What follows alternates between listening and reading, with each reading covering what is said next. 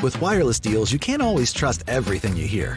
So when we tell you that at US Cellular you can choose from any unlimited default plan and get $700 off any phone with no hidden requirements, you're probably thinking, yeah, right. But that actually is right. Because at US Cellular, you actually can trust everything you hear. Limited time offer. Terms and conditions apply. Visit uscellular.com for details. US Cellular is America's locally grown wireless. Visit Cellular Advantage, a US Cellular authorized agent located on 918 South Locust Street in Glenwood. Joining me today is casting director extraordinaire Panchami Ghavri. After casting for dozens of feature films like Gehraiyan, Kapoor and Sons, Wake Up Sid and more, she has recently started casting for short films and web shows as well. She's done Netflix's Mismatched and of course the latest one being Class. Today we'll get into the real deal behind what happens on the other side of the audition table and what exactly casting directors are looking for. Welcome to the pod, Panchami. Thank you. Right out the gate.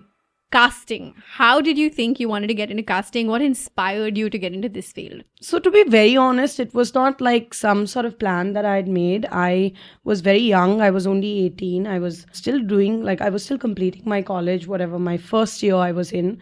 And I kind of jumped on to assisting on a film called Wake Up Sid. I was an AD on the film. And I knew I wanted to work at the movies, but I didn't quite know what I wanted to do at the movies. So I jumped on as an assistant director and I was put on to casting. So usually it's like every AD will have one department that they are kind of given on to. And if you're someone that's new and you're starting out, you'll be given on to something that you can kind of get around, easily. It won't be like a very complex job, like whatever, like let's say making a schedule is much more complex. So I was given on to casting and there was a casting director on the project, which was Nandini Shrikant. So I worked under her as an assistant and that was my first stint. And I quite loved it from the time that I started doing it because it actually involves large amount of people skills and I'm a people's person. So it kind of came very organically to me assisting her and I just sort of jumped into it super early. I was very young. So I think my mind was like impressionable and I kind of just went with it and I really enjoyed doing it at the time. I didn't choose it as a career then. It was my first job. So after that I studied abroad. I went to New York to study and then I came back and I assisted another casting director, Ador Mukherjee. I did that for a bit and then I felt like, okay, now I can do this on my own. That's sort of my story with casting. It's such a nice simple story though. It's like you found something, you realized you really love it. Yeah. And as an outsider, can I just say, when you think of casting, it's so like intimidating in my mind because I'll admit that when I did like a few modeling assignments when I was in college, I did some of those Aram Nagar auditions and they would make you hold a slate and show the camera your profiles. Has much changed? Much has changed, my friend. Yeah, a lot has changed in the casting world. Honestly, from the time that I started to even now, we can see a huge shift in casting overall. Even that's the kind of shift that I've consciously tried to bring with my team as well. So we don't do any of that anymore. We don't hold slates and we don't do profiles. Other than if you're working on advertising, in web and film, that doesn't really facilitate. At that time, we were not as digital as a department. Today, we are far more digital. We don't need someone to hold a slate to give their name, age, height, because we can kind of punch in these details on an Excel sheet and we won't need them to stand with a board.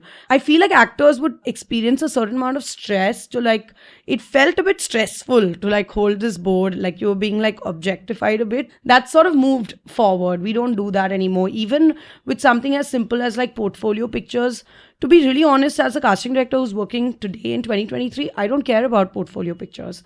I care about people sending in nice, natural images, even if it's against a white wall from a nice, a phone that can give you not pixelated images. That's more than enough. That's no longer a prerequisite to have portfolio pictures. That must be so comforting, especially for someone that comes from the outside to hear, because, when you're looking at the film industry, leaving aside all of the hundreds of rumors that are probably incorrect in general, it can be a very daunting process. And expensive. It's sad. It's a fat amount of money that you have to draw out from your pocket to rent a studio, to get someone to style you, then get a photographer that's going to charge you a lot of money. Honestly, you don't need that. As an actor, that today, for me, you don't need to do any of that to be able to get a foot in the door at a casting director's office. And I mean, I'd love to speak on behalf of my contemporaries as well. I don't think that that's not a deal breaker of any sort anymore. What is a deal breaker? Deal breaker is definitely if you decide to roll into this profession without having to remove any time to actually learn it. That's a deal breaker for me. It's like you couldn't wake up in the morning and learn how to speak a new language to be like, today I'm going to be Spanish. That's not going to happen. You have to learn how to speak Spanish and then you'll be able to do it. So it's like any other job that you decide that you want to do, you have to learn it. No one wakes up in the morning and is an actor. You have to train how to be one. So learning acting and going to an acting school are two different things, in the sense that there are also all kinds of people in India, one that are blessed enough to be able to afford going to a acting school, and then there are some who can't. But I don't mean that everyone needs to go to a formal school to learn it, but one needs to learn it for sure, which means that there are several different ways of learning how to act. Either you can get really deep into reading a lot of books about acting, so you understand a little bit of technique, or you can try and do with some friend of yours who's also enthusiastic about acting. You both can start doing some scene work together, or try to see what used to work, what is working today with films like Kapoor and Sons, Gehraiyaan, there's even like Andhadhun, Family Man. You can see that there is a new era of acting that's come in. I love that you've given so many tips, especially because if we have any aspiring actors listening right now, I feel like there's a lot of takeaway for them. Is that something that you particularly find fulfilling? Because before we started recording, when I told you I had Chintan on the pod over here, you got so like happy for him and excited for him, and that's something that I always appreciate, when you are supporting new talent that's out there. Is that a big takeaway for you from your job? I mean, I think my job in itself is super fulfilling, right? Because what is my job? I'm helping actors make their dream come true. It's super, super gratifying. And also, I feel even when Class was releasing, I was so nervous to see. I was hoping like a little mama if that they all had performed the way that I was expecting. And then obviously when I watched it, I was so proud because every single person in that show has shown up and done their job. And I couldn't say that one could be another, even though I don't know if they told you when you did this podcast, that a lot of them tested for multiple parts. They mentioned. Yeah, a lot of them tested, even Chintan, for instance, tested for multiple parts. So we were kind of trying to figure it out, like who could fit where. And today when I see them on screen, I'm like, they all are literally perfectly cast for their parts, because I love the way that they all are so different from each other. They're all so eclectically different looking, which is also exciting. And then they come from different worlds, which you can see in their camaraderie together. If you sit with them off camera, you know that they've accepted each other from the different worlds that they come from, and they are like a super, super tight crew. So when you hang out with them, you'll get a sense that, oh, these guys have kind of turned into a bit of a family, but they were creating something in which they were not playing that. It excites me a lot to see any of the cast members that I've put together in a show, when they're doing well, when their work is appreciated. It's like a little victory for me. But then do you see the final project only once, like for example, in the case of Class, did you see it only once it was out, or do you get like feedback from the directors, or do you handhold a little bit? What's your process like? So I do get some like piche ka gossip. Kya ki thoda sa help kar lo yahan No. pe. I mean, of course, there are actors who will call me and say if they're struggling with something on set, or I'll get a call from a director to say that this person is having a little bit of trouble coping up with something. So I do get a little bit of that information. Of course, I'm not on set, so I can't see it firsthand. I can be on set, but I don't really have a job as a casting director on set. So I find it really discomforting to hang around in a place where I don't have a job. So I'll always go to visit like once on every show that I do. Class was obviously like a proper lockdown shoot, so they were very tight with their crew, so I didn't get to visit that set. But I get an idea from other HODs who's working well, or even from the styling department whose clothes are coming together really nicely, and I'll get that. But like, of course, the real deal is only when the show releases. Also with the OTT platforms, there's really a full showing of all of the episodes, right? Which is usually they like to just release it once and for all. So you might see like once in a while have a cast and crew where they'll show you like 1 or 2 episodes, and then they want you to just like go and watch it on Netflix or on Amazon or whatever. So no, I got to see the whole deal with Class only once it released. But what about before that? Can you tell me a little bit about your process? Because like as someone, like I said, who has done a little bit of auditioning in my college days, actually you were also someone I reached out to when I in case people who are listening don't know, I was in like one scene of something on Netflix in 2020 actually. I was on a lockdown set. And I remember calling you for advice and I was like, should I do this? Because there's so many content creators getting into this space now. And it is something that I kind of wanted for myself. I mean, if I ever did, I would be like, I believe in trying everything. I'm just one of those people. And you were so supportive and you were like, yes, do it. You're so familiar with the camera. And it was fun. It really was a fun shoot. So I know about like, let's say my side of it. And most of us know, okay, people go in for auditions, they get shortlisted. But how is it on your side of things? Because that's where the stressful part is. I'm guessing you have to go through. Yeah, I mean, I find it very exciting. So usually I'm taking it from the top, like a beginner's guide to casting. Yes. So basically the way that it works is that I'll possibly be one of the first HODs that will be hired on a film. So when a film is greenlit or a show or series is greenlit, that means the director is on board and then either the platform or the production house has said, okay, we're making this film. I'll possibly be one amongst the first people that will be hired even before the first AD or any of the other HODs, because we need to first put a cast together, right? So typically I'll get to read something. Like in the case of a film, I'll get to read the script. In the case of a series, usually a script, the screenplay is work in progress. So we'll get something called a beat sheet, which is like what happens in every episode, and then a synopsis or a look and feel for me to kind of get a sense on what kind of series are we making, what is the look and feel, how stylized is it, how desi is it, either or. And then the minute I read and I get like a character list, I will now start. I mean, this still happens to me when I'm already reading. Like my brain is already activated on who I think will fit in which part. So what typically my team will do is that we will create for the, let's say 4 or 5 main characters, we'll create a PPT. Now this PPT can be a mix. It can be a bunch of known people or established actors. So it could be someone as big as like even a Tabu or a Shefali Shah or a Vijay Varma or a KK Menon. These people can be on our PPT depending on if I think it would be exciting to see them in this part.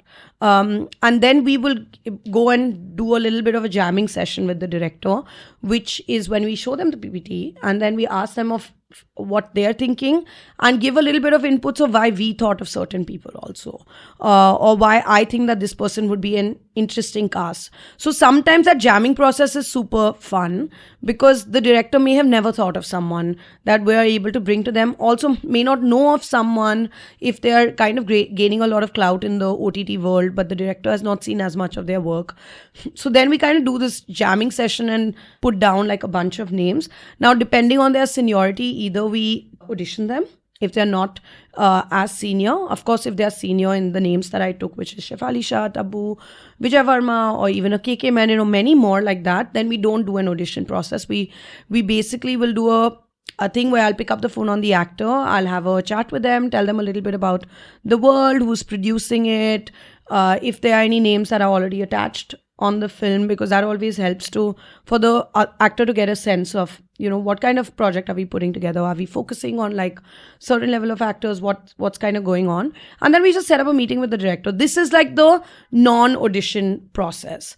And then if there's an audition process, then it's exactly what you said, which is that we shortlist a bunch of names, we call them into the studio, and then we give them a scene or two, and then we record the scene together. Then again, depending on the director's schedule, either we watch tests together, or I send tests in and the director will give me his or her feedback on whoever they liked.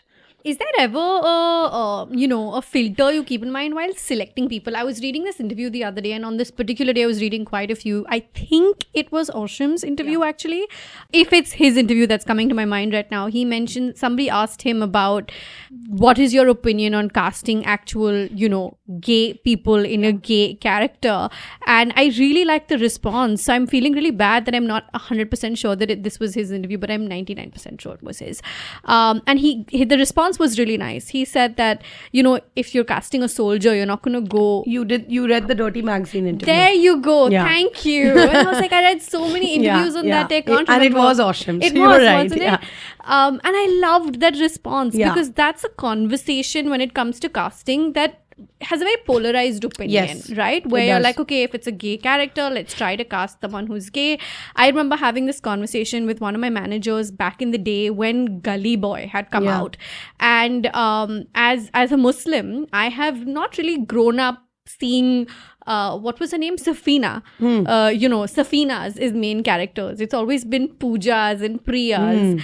And my manager at the time was saying, oh, I never really thought about it. And I said, yeah, but as a Muslim, Yeah, you would think about it. there's yeah. always an angle. You're either Pakistani or you're a terrorist.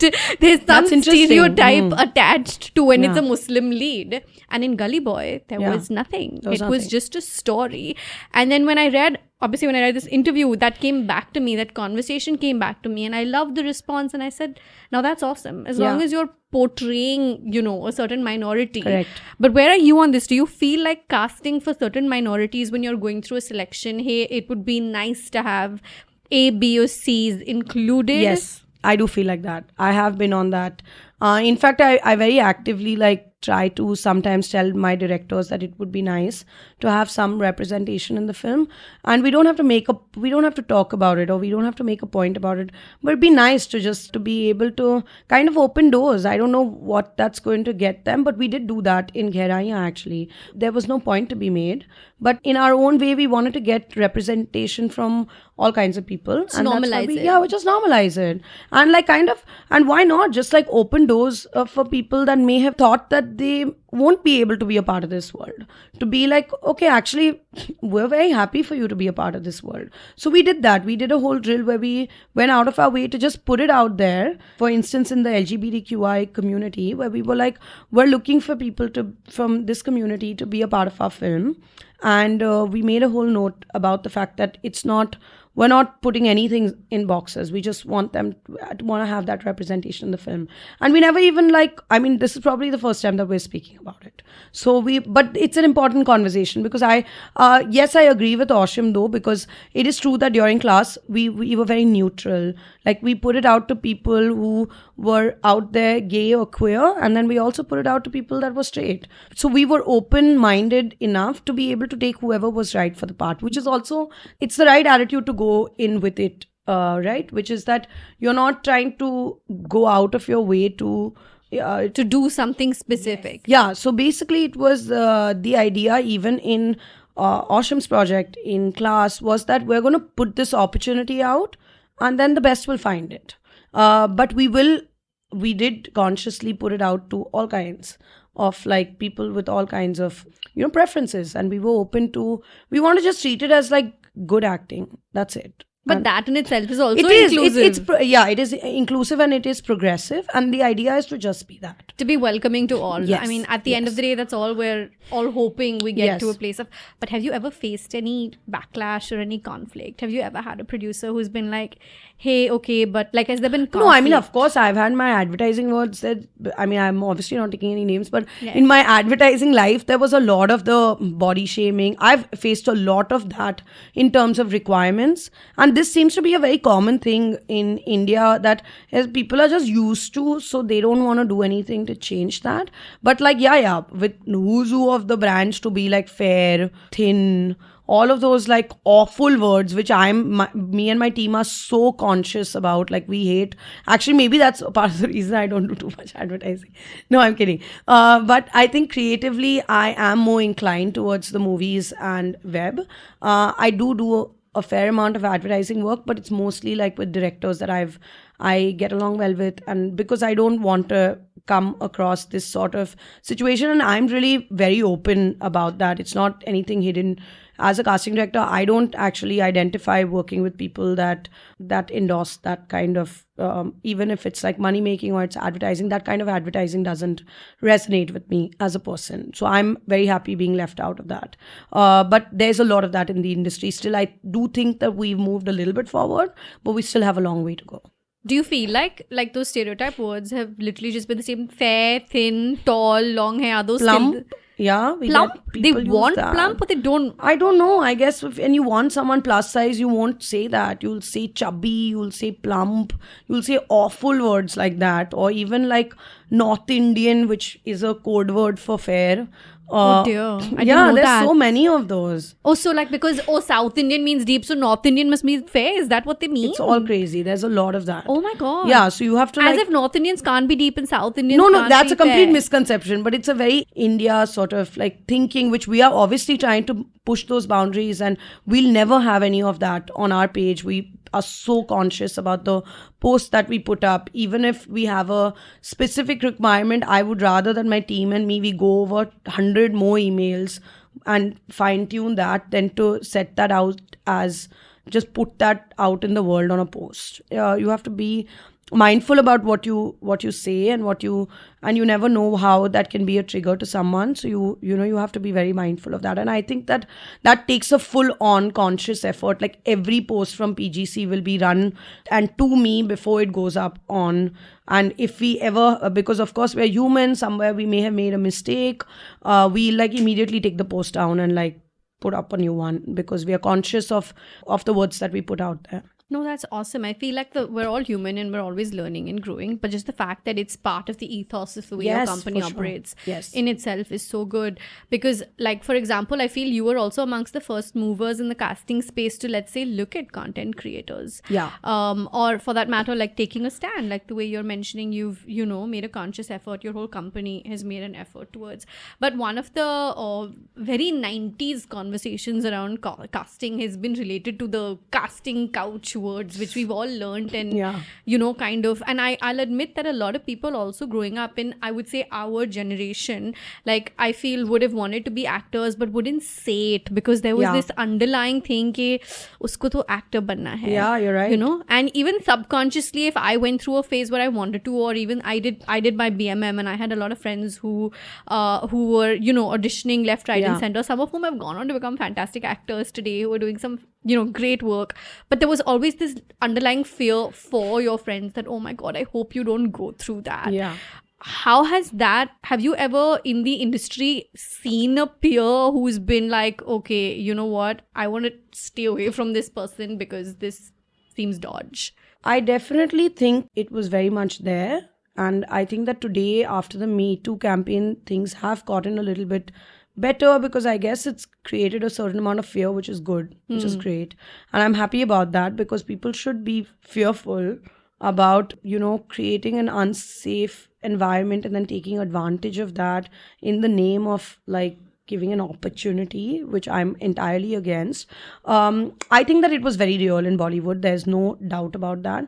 I don't know how much of it was able to see the light of day in courts and stuff, which sadly I don't think too much of it did. But I think it's a reality. There are people in power that misuse the power. But I think today we are in a different sort of time where, and I'm glad that the Me Too campaign happened, because today it's created a little bit of a voice for people that are going through anything which is incorrect. And today we've even on like all of the film sets, even Netflix as a company or Amazon, they all have like a sexual harassment law. It's there in all of the contracts. It's there on all of my casting contracts. So it's sort of, at least it's put forward that this is an issue, or this is a no harassment zone. So even on set now, there'll always be, you will be told that there's a producer that you can go and talk to, tell if someone is making you uncomfortable. Like in HR for set? Yes. And Netflix also does they make you do a little online program, which is again sexual harassment with your teammates. So you have to do it. It's like protocol. So it's amazing. I mean, it's created some sort of shift in a legal way, which is good. So which that holds people accountable. Which holds people accountable. So if it happens under the watch, there's always someone to go to. They'll do a little like a going on set, little what you call like a masterclass of sorts. Sometimes with the whole AD team and stuff. So I think that it's being taken seriously now. Maybe it wasn't earlier. I've definitely come across actors that have had all sorts of funky experiences. Not all of it has to be that. I think it's more like sexism here and there, like stuff like that, which anyway nobody should have to go through. But yeah, I think that is definitely changed. I do think that earlier in Bollywood in like 80s and 90s, though it was relevant in a very, very big way. So I'm glad that today we have like women are also standing up and speaking a lot more than they used to. They've come into their own. They know what their rights are. I think earlier there was, like you said, this like a little bit of like, which I've never really understood, that looking down upon wanting to become an actor, which is someone who doesn't know what it takes to be one is the only one who would do that, because it's an incredibly hard profession to pick. It has so much rejection. It can be so difficult. Nervous breakdowns, depression, anxiety, so common with actors, because it's just a difficult field. It also requires for you to be on set in all kind of odd hours, or your sleep cycles are screwed, so there's all of that. So I think that if you are a part of the industry after doing all of that, it has to be because you really love what you're doing. And in no way should it, as a career, this is for everyone to hear all over the world, that it should be looked down upon. Every career that, or any or every job that you choose, if you like it, you love it, it should not be something that should be looked down upon. For what reason? Only because it has like glamour and fame and all of those things. It doesn't mean that it doesn't have hard work. It has a lot of hard. Actors work really hard. In fact, I go on set and I'm like, how do actors do it? Because like it requires so much patience, and I feel like sometimes the wait, even like on set between takes, it can be exhausting. So even getting through like a 8-10 hour shoot is not easy at all. So I feel like that's a very, very dated thought. To look down upon something that you don't understand is just unfair. I feel like a lot of that comes from the idea of just looking at any glamorous life. Like when you look at models, actors, even influencers these days, there is a set of people online that love to point out or think and say. Because they think it's easy. Easy, exactly. And because they think that you're sitting there glamming and that's that. But the actual work that happens, can really drain Influencers it. is also very tough. Like I feel like once I may have gone for a holiday and like someone was kind enough to give me like, basically I saw some clothes and then I realized that there is so much work to be done. I'm on a holiday, I just want to chill, I don't want to take content pieces. But then you realize that actually that's a part of the job, which is that you can be out on a holiday or it's your downtime, but you still have to like record content and you have to make sure you get it right. You have to make sure that the sound is okay, the clothes are looking good. It's super tough. I mean, I think that what you guys do is like, it's impeccable because of the effort that you put in. No, thank you, especially because I don't think people tell us this enough. I feel like there is, like, while there is, I think, a growing community of people that understands that being a model, actor, influencer in today's day and age is, physically very tiring. Yeah. And not to compare it with the regular 9 to 5, because every job is difficult in its own way, I feel. Right. Everything has its pros, cons, and challenges, perks, all of that. But these jobs are very heavy on footwork, literally speaking. And I feel like that's a little bit of an underrated factor because people only see the camera. The reel. Yeah. They only see... That's what I try to do with my vlogs, where I'm like, this is what's happening. This is what's really going on in my life while I'm putting on a smile and shooting for that campaign. Yeah. This is the real deal on my life right now. But listen, since we're talking social media and influencers, I have this little segment on the pod, okay? It's called Slide Into My DMs. Welcome to my personal favorite segment, Slide Into My DMs. This is where I take a peek into my guests' DMs. And yes, I'll be sharing mine too. In this no-holds-barred segment, we nosedive into our guests' inboxes, as well as messages from you to us from my Instagram. Buckle up for a potentially scandalous round of messages and some sweet ones too. Let's go! I think you must be getting some really interesting DMs. I get WhatsApp DMs, everything. Tell me more. I'm all yours. We're all yours. No, to be honest, slide into my DM means I get a lot of... I mean, it's mainly just actors that are trying to reach out to like make a connect, obviously, because I'm human and I have a life outside of casting.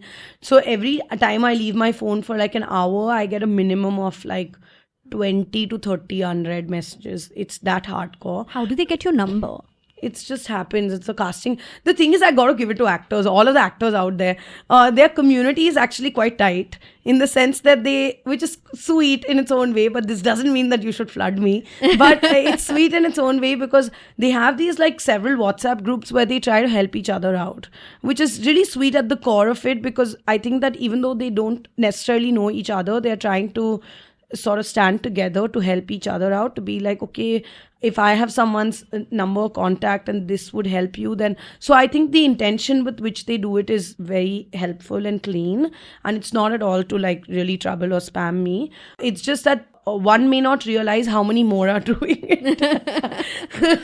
So obviously, in the scheme of things, a lot of it gets missed out, and it's definitely not the most efficient way of getting in touch, because a lot of it is like in the middle of my regular day and I'm not focusing on like forwards that I'm getting from actors. But yeah, I get all sorts of, ma'am, you are very charming and very beautiful, and all of those like sweet, like kind to me. But no, I've not got any. Do like, they try to flirt with you?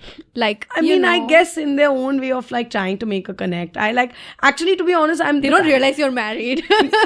Yeah, many of them don't realize, even though it's like glaring on my Instagram that I am.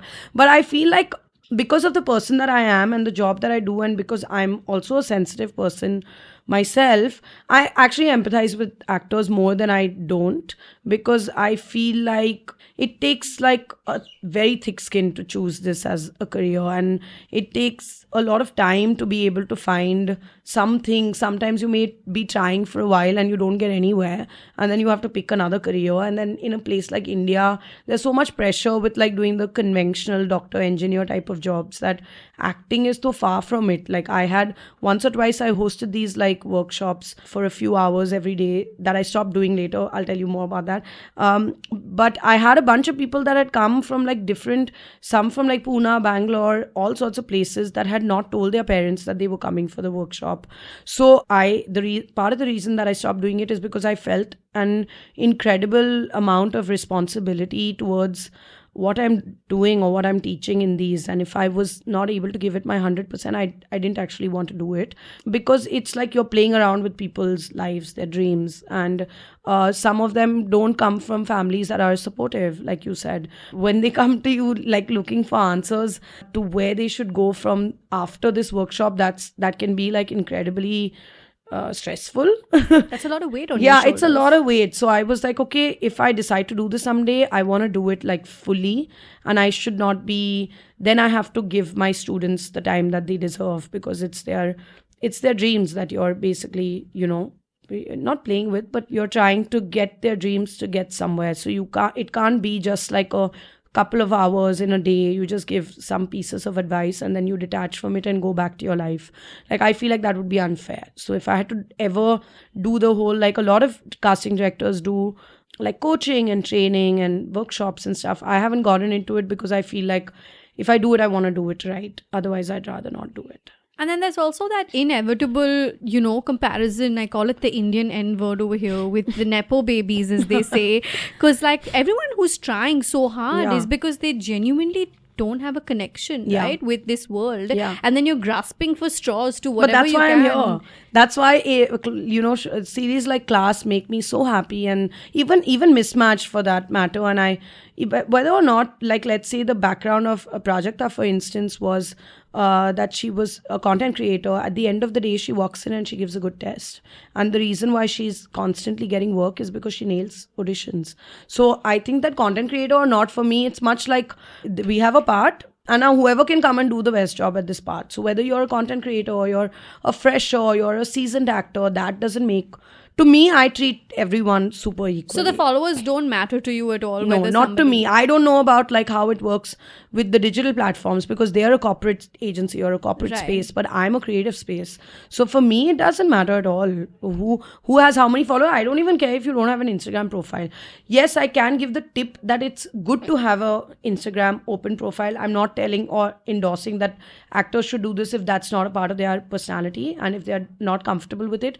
The only way that it helps helps us as casting directors is that we get to see like updated images. Yeah. Otherwise, sometimes the rotation images that come to us, because this portfolio thing hasn't still left the building, I hope it does soon, we end up getting pictures that are like taken 3 years ago. And then if you don't have an Instagram presence, then I don't quite know what you look like presently. Also, it's a free platform to like put forth your talent, so why not is what I tell actors. But again, to each their own. It's not a compulsion if you are not on Instagram or not on any social media profile. I just think that it's for actors that don't have an agency repping them, it's a great way to let people know what work you're doing. Even if you don't want to put personal stuff, you can just be like, put a poster of a show that you're coming in, or even if you're doing a bit part, just like write something in it. So people are a little bit looped in what you've been up to, how your career is kind of pushing forward. It's also just a great way to become your own personality, even if it is online, right? Because at the end of the day, and I say this as again a spectator who's been a big Bollywood movie buff all my life, what at the end of the day a Nepa kid brings to the table is the ready audience that is familiar with the personality. If you can build that for yourself on social media, like a Prajakta has, or a Kusha has, or a Dolly has, that's fantastic. More power to you if you're able to convert that into a ready audience that will absorb. But like, again, then if you're like a person who doesn't really like the attention, but you still like the craft, because there's all kinds of people in the world, and that's okay as well. I don't think that Instagram is the way that we are getting people to come in and audition. Yes, we might source some talent there, but that's not the deal breaker on how we're getting people to come in and test. Of course, people, when we put a post out, people are writing to us on an email personally, and we're picking people from there also. In fact, one of our films that's coming, Mr. and Mrs. Mahi, it's going to be, I think it's going to release at the end of this year. I think about 40% of the film has been casted via emails, which is wow. Which means that they never had any connect with us. We didn't have any connect with them. They literally just put in an application. We liked what they had to offer, and now they're in the film. So I think that myth of like, oh, casting directors never check emails, I don't think that's, I mean, it's not true for us, at least. We check emails. I love that. Is there a particular exciting project that's coming out soon, or something that you can obviously talk about and share with us that we can kind of keep our eyes? Yeah, we're doing a really fun film for Netflix, which is being directed by Homi Adajania. It's a very nice, big ensemble cast, probably one of the bigger ones that India has seen. And it's a whodunit murder mystery. It's a really, really fun script. So we are excited about that. That's going to come, I think, again at the end of the year. You had me at murder mystery, like right there. So I want to end this episode on a really fun note. There's this little segment we do called Associate This. Okay. Think of it as the podcast version of a rapid fire segment, I guess. Okay. For lack of any other way of describing it. And I'm going to shoot some words at you. Okay. And I want to see what you have to say in response to them. Okay. Does it have to be a sentence or like a word, phrase, anything that I'm going to give you like 3 seconds to answer. Okay. Wow. Drum rolls, please. So it's time for our next segment, Associate This. A fast-paced word association game where my guests get no more than 10 seconds to respond. So get ready, get set, associate. I feel I should start with this one. Aram Nagar. Often rejection. Ranbir Kapoor. Very good actor. Gen Z. People to watch out for. Hollywood. Very aspirational. Nepotism. Talent-based. Aditya Chopra. Very interesting. Recently, very, very flawed by him from The Romantics. Yeah, I love that. Gehraiyan. Deep love for me. Coffee. I don't know why oat milk has come to my mind. Maybe because I'm like, I don't have. It's okay. It's what the segment does. It brings out the randomness in our brain. I was like, oat milk has come to my mind. Casting couch. Over. Should be over. Against. I have so many things to say about that. Shah Rukh Khan. Love. Like all sorts of bachpan ka pyar types. I think for all of us. Yeah, fully. Like Listen, childhood love. You've been so fun on this podcast. Thank you for sharing so many tips, especially because I feel like there are definitely aspiring actors out there who are listening, who are understanding that it's not, you know how people online and just the rumors, they love to say that, Bollywood is this big bad beast ready to swallow them. I feel like you've busted a lot of myths for them glad. today, and brought down the curtain on Thank how you. things actually can work. Yes, thank you for having me. I think one of the reasons actually I love doing podcasts is because I feel like not too many people, the thing what happens with actors and me as a casting director is I don't have a personal connect with all of them. But this is a great way for me to connect with my actors, for them to let them know what I'm thinking and what kind of person I am, and how approachable we are trying to be as a company, and that they should just like hold on. It'll work out. Well, those are perfect words to end this episode on. It'll work out. Yeah, it'll work out. Just work hard. Yeah, of course. Thanks Most so much for welcome. coming on, Panchami. Thank you so much.